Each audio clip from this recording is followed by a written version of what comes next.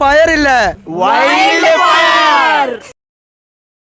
ഇന്ന് അവനെ പീസ് പീസാക്കിയിട്ട് തന്നെ കാര്യം തുടങ്ങാം.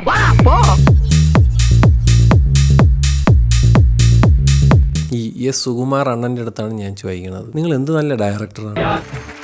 നിങ്ങളെ പഴയ പടങ്ങളൊക്കെ പക്ഷേ ഞാൻ കാണുന്നൊരു വ്യക്തിയാണ്. നിങ്ങൾ എന്തിനാണ് എടുത്ത് വെച്ചത്? ഒന്നാമത്തെ കാര്യം, ഈ സിനിമയുടെ ഡ്യൂറേഷൻ. എന്തിനാണ് ഇത്രയും ഡ്യൂറേഷൻ വെച്ചത്? 3.5 മണിക്കൂർ എന്തിനി? ഇത് ദേവനാരായണജിയുടെ ഒരു സാമ്പിൾ വെടിക്കെട്ട് മാത്രം, പൂരം തുടങ്ങാൻ ഇരിക്കുന്നതല്ലേ ഉള്ളൂ. എന്തുകൊണ്ട് ആ ഫഹദ് ഫാസിന്റെ ആ ഇൻട്രോ പുള്ളിയുടെ ഒരു ഇൻട്രോ ആയിട്ട് എടുത്തില്ല? എനിക്ക് മനസ്സിലായില്ല കേട്ടോ. കാര്യമായിട്ടും ചോദിക്കണേണ് പ്രഭാകർ, എനിക്ക് നിങ്ങളെ മനസ്സിലാവുന്നില്ല. ഫൈറ്റൊക്കെ ഭയങ്കര വലുതായിട്ട് ഒരാളെ തട്ടുമ്പോൾ ഒരു 10 പേര് തെറിച്ചു പോകുന്ന അങ്ങനത്തെ ഉള്ള നമുക്ക് ഡൈജസ്റ്റ് ആവാത്ത കുറെ ഫൈറ്റൊക്കെയാണ്. നീ എന്റെ കഞ്ഞിയിൽ പാറ്റിടാൻ വന്നവനല്ലടാ. പിന്നെ പറയല്ലോ, ആ ഒരു എന്താ പറയാ, തൂങ്ങി വരുന്ന ആ ഒരു വരവും.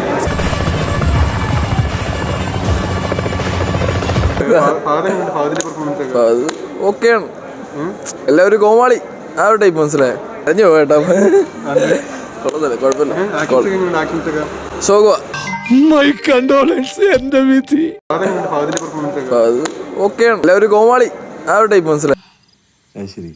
ഫഹദ് ഫാസിന്റെ സീനൊക്കെ ആക്ച്വലി കൊള്ളാം. ഇന്റർവൽ ആ ഒരു ചാലഞ്ച് എനക്ക് ഉണ്ട്. ഇച്ചിരി ഓവറായി പോയെന്നേ പറയൂ. ഇതൊക്കെ എന്റെ തലയിലാവൂലോ. അതെങ്ങനെ നിന്റെ തലയിലാവണം? പിന്നെ നീ കയറിയേക്കോ? ഞാനാക്കടാ, ഞാൻ അതിന്റെ ഒരു കുറവ് മാത്രമേ ഉള്ളൂ.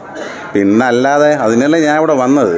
പിന്നെ സമതയ്ക്കടക്കേണ്ട പൈസയാണ്, അതിലാണ് ഇതെല്ലാം ഒരുങ്ങി വന്ന് നിൽക്കുന്നത്. ശാസ്ത്രത്തിന്റെ ഓരോ കണ്ടുപിടുത്തങ്ങളെ.